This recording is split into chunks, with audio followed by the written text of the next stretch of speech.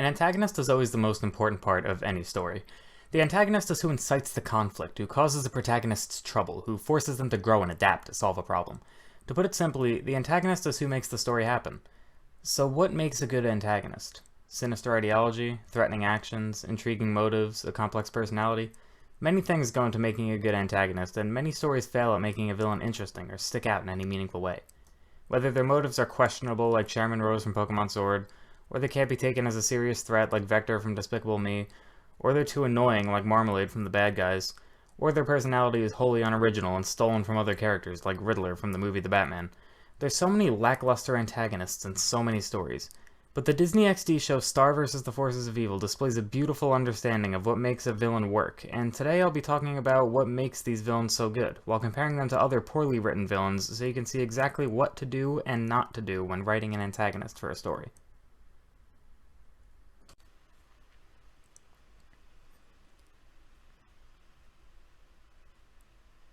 Now before we can start comparing villains, we need to explain who exactly these characters are and their history of villainy throughout Star vs. the Forces of Evil. I'll only be going over the main villains of the show in this video, that being Ludo, Toffee, Meteora, and Mina, the main antagonists of seasons 1 through 4 respectively. Let's start with Ludo. Ludo Avarius is the runt of a family of once royal Kappa, growing up living with abusive parents who always berated him and never supported him his entire life. He lived with his large family in the royal castle of Arius, and grew a fascination with the magic wand passed down through generations of the butterfly family, rulers of Muni. One day, while the rest of the family was on vacation, Ludo changed the locks in the castle, effectively kicking his family out, amassed a monster army, and set out on his evil endeavors to steal the wand from Star, the current owner of the wand. Throughout Season 1, we see him and his army of monsters constantly attack Star trying to get the wand, but always failing miserably. Eventually, when trying to recruit new monsters for his army, he comes across a suit-wearing Septarian named Toffee. Through the rest of Season 1, we see Toffee manipulate Ludo and his army until Ludo is ultimately kicked out of his castle and left to rot outside. At the end of Season 1, he's left without a castle or an army and is tossed into another dimension by Star. In Season 2, we see him build himself back up from nothing, getting a pet spider and an eagle on his side, an army of rats, his own magic wand, Star's book of spells, and even manages to take over all of Muni. His rule is short-lived though, because after a conflict in the beginning of Season 3, he's left right back where he started, with nothing, tossed into another dimension. Ludo from here on enters a redemption arc, an arc that gets very little screen time, but shows Ludo first losing his mind, but after some time with his brother Dennis, he becomes sane again, trying to better himself and stay away from evil deeds, but always finding himself relapsing and trying to steal magical items from other dimensions. At some point in Season 4, though, his brother Dennis purchases the remains of Castle Avarius and recruits some of Ludo's old army to rebuild it. This brings back all the memories he's been trying to escape, and in a moment of weakness almost went back to his villainous ways. But after learning how to channel his emotions for the greater good, he's able to officially move on from villainy, living a better life with his siblings happily ever after. Ludo was once an incompetent villain turned serious threat, and then by the end of the show bettered himself and stayed away from villainy to live a peaceful life with his family, minus his abusive parents. As for Toffee, though. Toffee is the main villain of Season 2, and also the overarching main antagonist for the entire show. Toffee is a Septarian, an immortal species of lizard with the ability to fully regenerate from any tiny piece of their body. Toffee was once a war general, but after losing his finger permanently to a darkness spell cast by Star's Mother Moon, he went into hiding for years, waiting for the perfect time to fulfill his plan. Toffee is out of hate for the butterfly family and the magic they possess for his entire life, waging war against it for centuries. During his life, especially after he lost his finger, he dedicated himself to researching the butterfly family like no one has ever done before, gathering every piece of information he can pertaining to the magic and how it works. When he finally sees an opportunity to enact his plan, he pays a visit to Castle Avarius. In Season 1, he's recruited by Ludo as an evil efficiency expert, but he swiftly takes over the castle, and with some clever manipulation, he managed to get Star to say the Whispering Spell, the spell that supposedly destroys her wand. We see the wand explode, obliterating all of Castle Avarius and Toffee along with it. He seemingly succeeded in his endeavors. But this was only the beginning. The wand wasn't actually destroyed, instead cleaved into two pieces. Star had the main piece, but another piece was lost in the blast. In Season 2, we see Ludo obtain the second piece of the wand, and we also see the wand talk to him, seemingly guiding him to do things. We get one episode halfway through Season 2 where Star journeys into her wand to find something that's seemingly messing with her spells, and it's revealed to be Toffee's finger. It's revealed late in Season 2, after Ludo corrupts himself by reading Eclipse's chapter in the spellbook, that Toffee is still alive, only existing within the realm of magic, which is connected to the wand. Toffee can now freely possess Ludo's body at his will, and in the Season 2 finale he kills the entire Magic High Commission and threatens Moon, telling her he's coming for Star so he can get his finger back. This causes Moon to take Star from Earth back to Muni so she can keep her safe. In the beginning of Season 3, we see Toffee's plan succeed. He leads Ludo to Butterfly Castle to take it over, and we see Star go to the castle to defeat Toffee once and for all. She explains to Ludo the situation, who is still oblivious to Toffee's plan, and decides the only way to stop him is to use the Whispering spell on Ludo's wand, which as of the Season 2 finale is attached to his body. This brings Star into the realm of magic along with Toffee, which is exactly what he wanted. Now that Star is in there with him, he could use her as leverage. He tells Moon he'll let her free if he gets his finger back. Moon submits and gives him his finger, allowing him to leave the realm of magic and regain his physical form. He then crushes the other half of the wand, leading everyone to think Star is dead. Moon tries to use the darkness spell again to kill Toffee, but with all the magic fully corrupted, it does nothing. Toffee then proceeds to walk away, having succeeded in regaining his finger and destroying all of magic. He knows it's only a matter of time before the Butterfly family crumbles. His work is done. But Star, still in the realm of magic, manages to successfully dip down, birthing a new Millhorse and revitalizing the realm of magic and reviving all of the High Commission members with the exception of Lekmet. She regains her physical form and achieves her butterfly form, which is the most powerful form a butterfly can take. The wand fully reforms with her, and she lets out an insanely powerful spell, completely obliterating Toffee, reducing him to nothing but black goop. This doesn't fully kill him, though.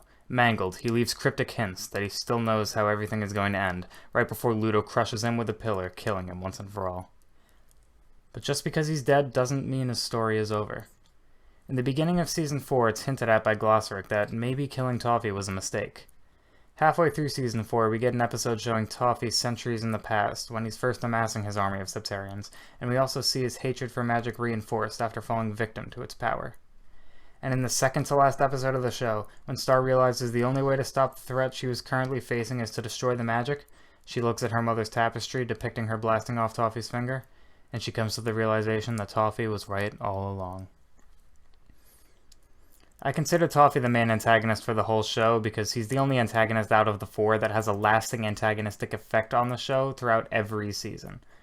Ludo is only an antagonist for Seasons 1 and 2, Meteora is an antagonist for Seasons 1 through 3, Mina is only an antagonist for Season 4, but Toffee is an antagonist for Season 1 till the end of the show. But speaking of those other villains, let's talk about Meteora. Meteora is the daughter of Eclipse the Queen of Darkness and Globgor the Monster King. Both of these characters have bad pasts, but are good people deep down. Eclipse never had bad intentions, but she did bad things because she's selfish. She abandoned her kingdom, she mentally abused teenagers and admitted to it on trial, and she was an avid user of dark magic, which isn't necessarily evil, but dark magic is a self-destructive type of magic that when used corrupts itself. It's a little confusing. Globgor, on the other hand, was a genocidal beast who frequently ate humans, but after falling in love with Eclipse, he became a vegetarian just for her, never eating another human. Thanks to Eclipse and Globgor's track record, when they had a child it was an immediate cause for concern. King Shastakan of the Spider Bites, the man Eclipse was supposed to marry, saw Meteora as a monstrosity, not fit to rule the kingdom, and had her banished as a child and replaced with a peasant girl, given to St. Olga of St. Olga's Reform School for Wayward Princesses, and raised with the name Miss Heinous, taught to repress any of her monster qualities. This infuriated Globgor, so he broke his promise to Eclipse and ate King Shastakan. This had the Magic High Commission crystallize him in the Monster Temple immediately, the same temple Meteora's bedroom is in. Knowing Eclipse was in love with Globgor, they crystallized her as well, knowing leaving her free would be a liability. Miss Heinous grew up and ended up running St. Olga's, a reform school meant to suck the individuality out of princesses so they can be good rulers when the time comes. She would also occasionally steal the youth from princesses using a machine so she could live for centuries. She had completely forgotten who she was. In Season 1, Star and Marco visit the reform school for an episode to free Ponyhead, who is sent there. Marco had to dress as a princess to get in, birthing his alter ego, Princess Marco Turdina. While saving Ponyhead, Marco casually started a rebellion against the reform school. The princesses banded together to kick Miss Heinous out, and turn the reform school into an anything-goes party school. This is all we see of her in Season 1, though. In Season 2, she appears in 2 episodes. In the first episode, she's staying in a hotel with her servant Gemini and hires a hitman, a Septarian by the name of Rastakor, a former member of Toffee's army who now has cybernetic arm and eye enhancements. By the end of the episode, Rastakor is incinerated, leaving nothing but a hand in which he has to grow back from. The second episode, Miss Hanus is keeping Rastakor's hand, now grown in arms, safe, and utilizing his dimensional chainsaw to show up at Marco's house. She talks with his parents, explaining what he did, and demands he makes an apology video saying he was wrong for inciting rebellion. Miss Hanus, who is slightly losing her mind, thinks this tape is enough to convince the princesses at her school to take her back. She takes off, and we don't see her again until Season 3. In this season, we see her much more compared to the previous two. We get one episode where she learns Marco's secret that he's a boy, and she uses that to her advantage and tells the entire school he's a boy. This doesn't work, though, as the princesses believe he's still right regardless of his gender, and they drive her away. We see her later when Star is holding a party to help human-monster relations, where she plans to steal Marco's youth using her machine. Meanwhile, Mina Loveberry is here capturing the monsters, and when Miss Hanus shows up in the monster temple, her cheeks begin to glow, opening the door to her childhood bedroom. This floods her mind with memories of childhood, and Mina explains to everyone she's the daughter of Eclipsa, and this makes Miss Hanus finally remember her real name, Meteora, and also grows fur on one of her arms. She then flees for the time being. Afterward, she raids St. Olga's one last time with a fully regenerated Rastakor, and finds St. Olga in a back room. She reactivates her and sees what really happened to her as a baby and who she really was. This gives her a new goal: claim the throne to Muni that's rightfully hers and kill Marco in the process. She gets into a fight with Ponyhead, ultimately resulting in her tearing her horn off, and she makes her way to Butterfly Castle. While all this is happening, she's slowly becoming more monster-like. Larger, furrier, more powerful, more angry. Thanks to her intense negative emotions, she learns how to dip down and use magic without having ever touched the wand. This allows her to suck the souls of anyone she gazes at, similar to what Toffee did to the High Commission. She goes on a rampage, soul-sucking anyone who gets in her way. Moon and Eclipsa try to stop her. Eclipsa talks to her, and Moon tries to sneak attack her and kill her. But since Eclipsa cares about her daughter, she stops Moon, allowing Meteora to suck her soul. But since she was in her butterfly form, it only severely harms her. She instinctively runs off to the realm of magic to heal, and we don't see her again for the rest of the season. Star is now acting queen, and locks up Eclipsa so she can find her mom and defeat Meteora. She heads to the realm of magic to get Moon and instructs Marco to fight Meteora. Marco brings all his friends for the battle, and they almost have her defeated, but thanks to one mistake, Meteora manages to suck the soul of everyone except Tom. Meanwhile, Star loses her mind in the realm of magic, but thanks to the Firstborn, the mill horse she created before she defeated Toffee, Star and Moon were sent to where they belonged. For Star, that was Butterfly Castle, but for Moon, it's somewhere else. Star got into a fight with Meteora and was almost defeated until she used an intense magic blast which severely harmed both her and Meteora. She tried to lay a finishing blow, but Eclipsa appears, takes the wand from Star, and attacks Meteora. She uses a very powerful spell that seemingly kills Meteora, until we hear baby crying. It's then revealed Meteora had been reverted back to a baby. She has no memory of what happened beforehand, except for a hatred of Marco, and she's finally able to live the life she deserves, rather than the life she got. But not every victim of circumstance gets a chance to be better. It's finally time we talk about Mina Loveberry, main villain of Season 4 and final threat of the show. Ever since the first settlers of Muni arrived on the continent, they've been at war with monsters. Some queens hated them more than others, but no queen was more anti-monster than Queen Solaria the Monster Carver, who also happens to be Eclipsa's mother. She was a warrior queen who wanted one thing and one thing only, and it was to slaughter all monsters. She developed a type of blade she dubbed the Solarian Sword, a weapon designed specifically to harm monsters, although it works on anyone it touches. It's an insanely dangerous weapon that if wounded by it, you'll be immobilized, and the wound will begin to spread until it completely consumes you, ending your life. She wanted to use these to kill all monsters, but in order to do so, she needed an army. She asked for volunteers, and the first person to volunteer was a rag peddler by the name of Mina Loveberry. Solaria took a liking to Mina, told her she was a noble warrior, and had her become the first ever Solarian warrior. The process of becoming a Solarian warrior is very harmful to the victim. One must first pledge their oath to Queen Solaria, ensuring the spell can only be reversed by her if need be. Then they will be granted with superhuman strength and immortality, along with an indestructible suit of Solarian armor and a Solarian sword. Solaria created an army of Solarian warriors to fight off the monsters, leading to a battle known by humans as Munipendence Day, and known by monsters as the Great Monster Massacre.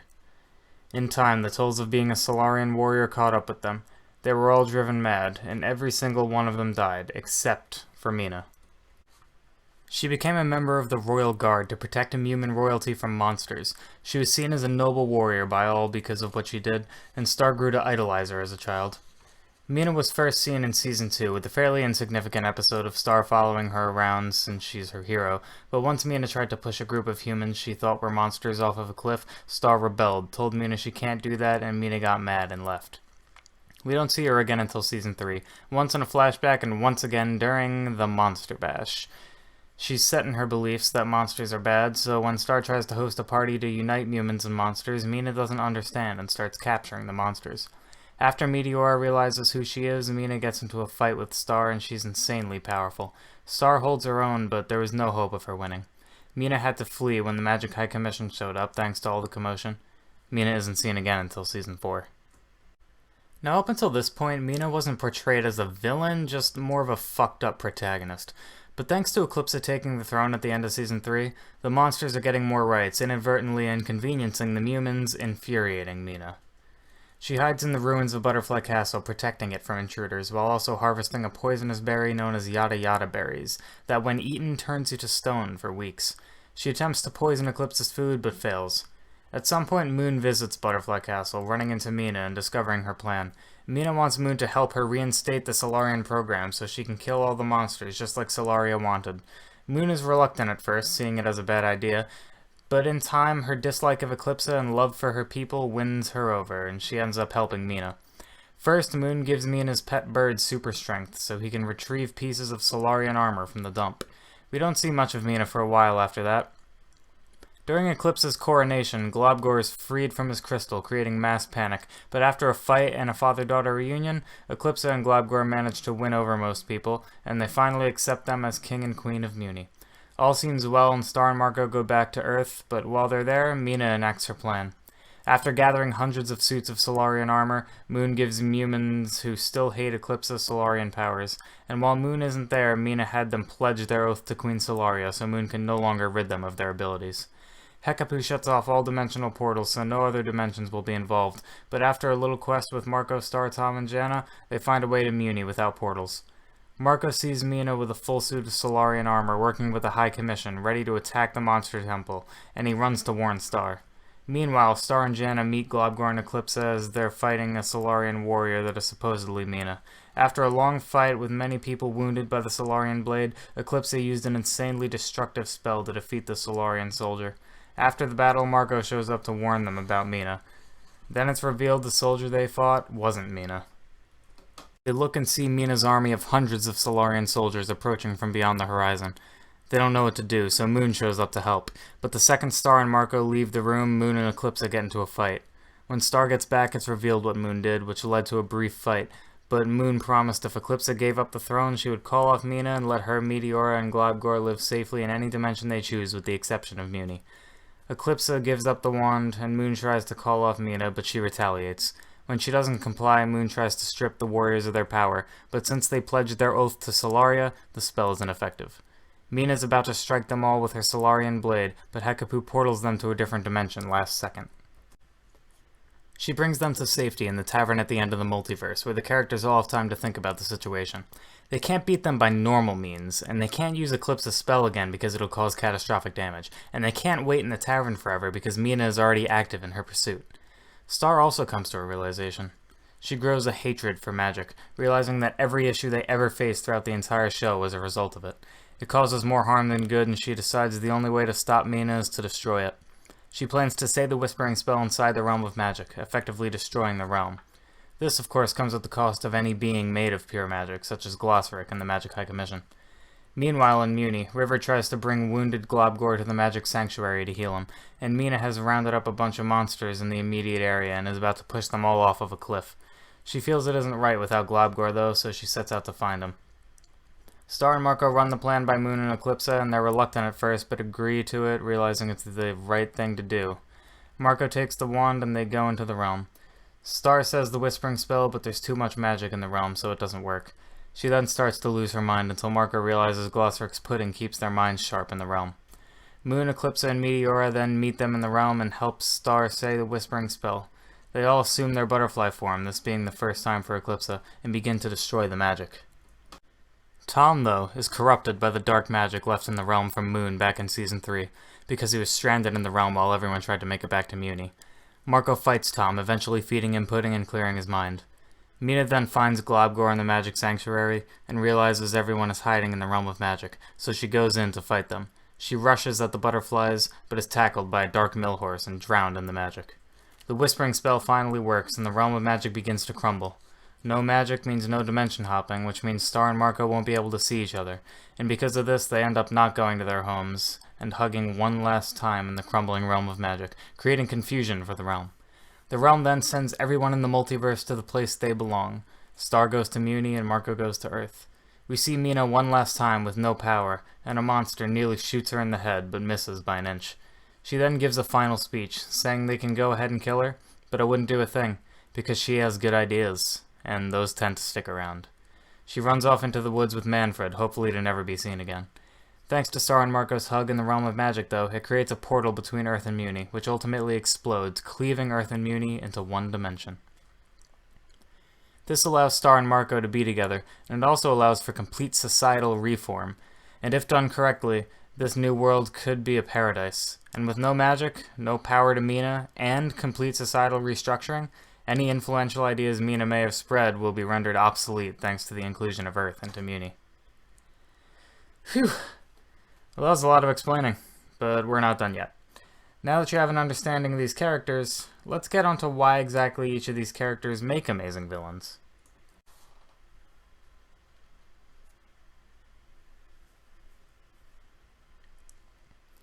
So let's review the 5 pillars of a good villain. 1, they should be intriguing.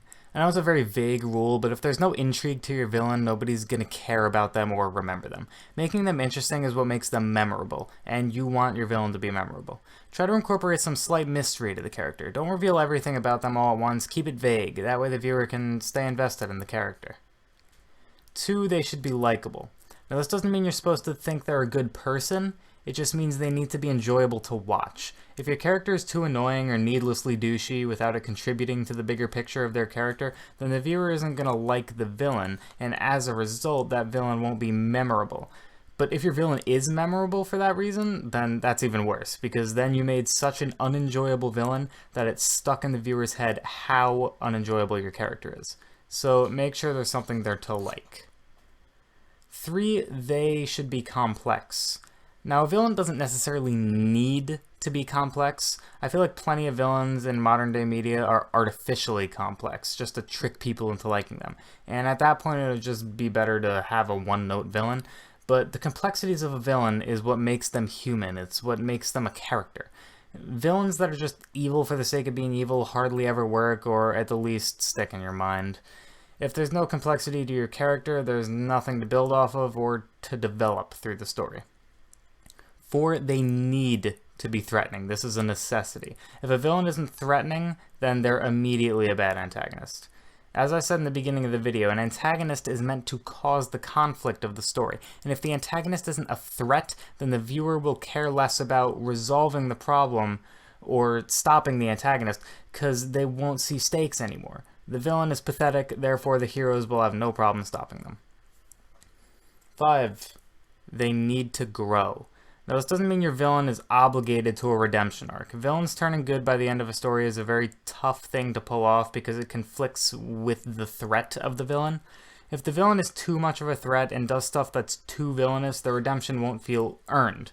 But if they're not enough of a threat, the redemption works better, but then it causes issues with the actual villain aspect of their character. You need to strike a good balance if that's what you want to do. But redemption or not, your villain needs to grow and change throughout the story. If your villain is a static character, then they won't feel like a character. They'll feel like an underdeveloped concept. And if your villain is built off of the idea that they won't or can't change, that's perfectly fine as well. But to get around that, you need to change their strategies towards the same goal. Have the hero thwart them one way, so they change and adapt to stop the hero another way. If your villain doesn't change in any way throughout the story, they won't feel real and as a result won't be memorable. And here's a bonus tip. Try to make your villain challenge the hero's beliefs. The villain is also there to grow your main character, so it's usually helpful if what your villain is doing is actively challenging the moral code or belief system of your main character. Now these pillars are just a base guideline for a villain. There's plenty of scenarios where a few of these just won't be possible for the type of character you're trying to write, and that's perfectly fine. But I'd recommend using those 6 tips when you're trying to write an antagonist, because it'll help you out a lot. As for the antagonists in Star Versus, here's why they're so good. Ludo wasn't the most interesting character in Season 1, but as he grew, developed, and changed through the story, he became much more interesting. As circumstances changed around him, he became more complex and capable, and grew from a joke villain to a serious threat naturally, without it feeling like a drastic character shift. And even as a joke villain, he was never all that annoying, and during his redemption arc, I'd say he was pretty likable. As for Toffee, he's clearly a major threat. He grew, planned, and adapted to the situation around him. He has plenty mystery and intrigue to his character, making him very complex and interesting, and his calm demeanor, complicated plans, and voice talent of Michael C. Hall, who's perfect for the role, he's insanely likable. Meteora wasn't always a threat, but by the end of Season 3, she was a major threat. She has a very interesting and complex backstory, and you can understand why she's doing what she's doing, making her very likable as a villain. And as the show went on, she grew and changed, arguably even more than Ludo. As for Mina, she started off unlikable and arguably stayed that way till the end, but she has an interesting backstory with complex history with the royal family. With her Solarian sword and armor, she's a serious threat, and the way she grew from a nothing character to the final villain of the show was really fun to see. And although the argument can be made that she's very unlikable, she does make Star challenge her own beliefs, ultimately deciding that the magic had to be destroyed, something she never would have said if it weren't for Mina. One last thing that makes all these villains amazing is how they all got built up. None of these villains appeared out of the stratosphere and immediately took the mantle of main villain. They all grow in the background before becoming the main threat, and these villain stories intersect a lot, creating a feeling of interconnectedness in the world. Toffee was built up in Season 1 before becoming the main villain of Season 2. Meteora had built up in Season 1 and 2 before becoming the main villain of Season 3. Mina had built up in Season 2 and 3 before becoming the main villain of Season 4. This goes a long way to making these villains feel real, unlike villains from a show like Dragon Ball, where villains tend to just drop from the sky and immediately become the main antagonist for a while. So now we've described specifically what makes an amazing villain and how every major villain in Star Versus fits that criteria beautifully. Now it's time to make some comparisons.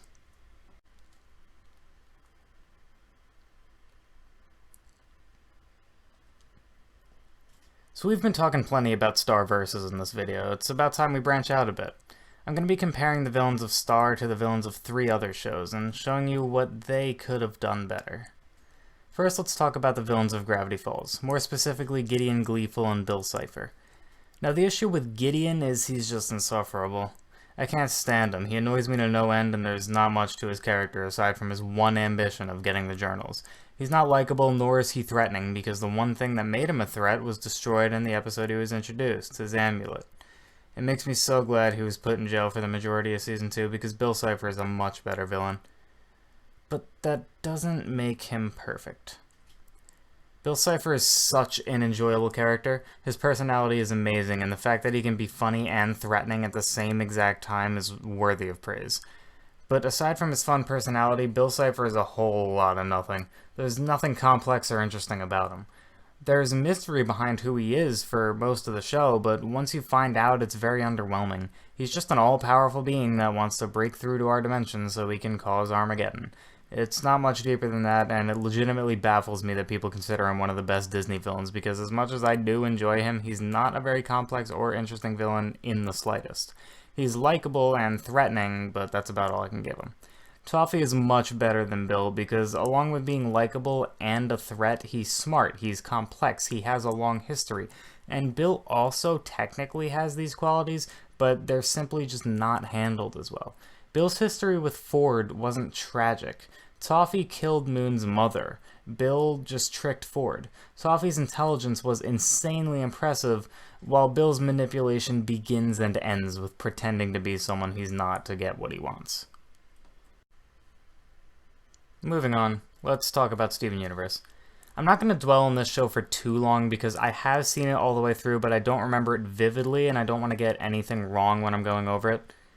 But my biggest issue with Steven Universe villains is what most people's issues is. Almost all of them get redeemed, and basically none of them deserve redemption. Peridot I can hardly even remember as a villain because she just dropped into the show mysteriously and became good very shortly after her introduction. Lapis was never much of a villain, she was just misunderstood, so I understand that. And Jasper is the only villain I can think of who never got redeemed, so I respect that, even though Jasper felt like she lacked any actual personality. And the Diamonds getting redeemed is complete dog shit writing, because you can't redeem a totalitarian genocidal maniac just by making them blush. It's so horrible.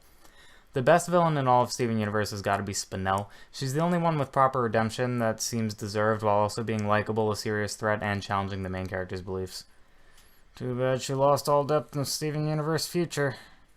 Spinel is most similar to Meteora. She was betrayed and seeked revenge until she ended up getting the life she deserved. Lastly, let's take a look at Regular Show.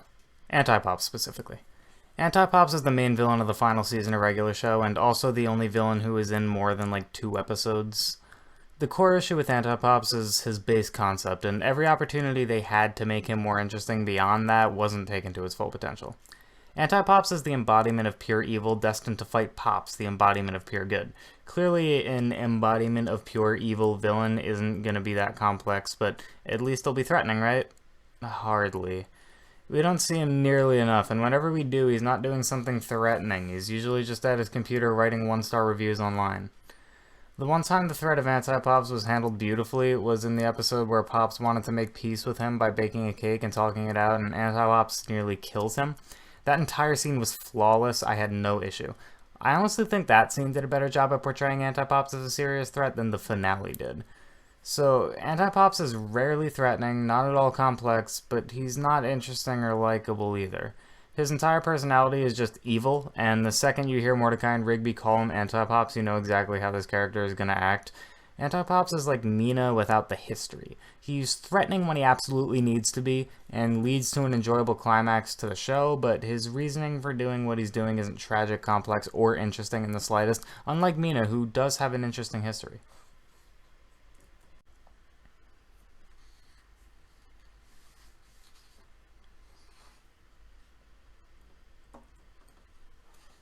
So after this 27-page script going into painstaking detail about the complexities of every star versus the forces of evil villain, why they're so good, and why many other villains of popular TV shows fail at writing compelling villains, I hope you learned a thing or two about how to write a proper antagonist. If you want to write a story, remember the 6 pillars of villainy, use other shows and media as examples of what you should and shouldn't do, and try to be original. If your villain's too close in concept to another villain, your villain might get lost in the image of the other one. You want to write something people will remember for the rest of their lives. And to do that, you need to be passionate about what you're writing and always remember, the antagonist is one of the most important parts of a story. I'm Chicken Noodle Gamer, and this has been The Art of a Great Antagonist. Thanks for watching. I'll see you all in the next one. Bye-bye.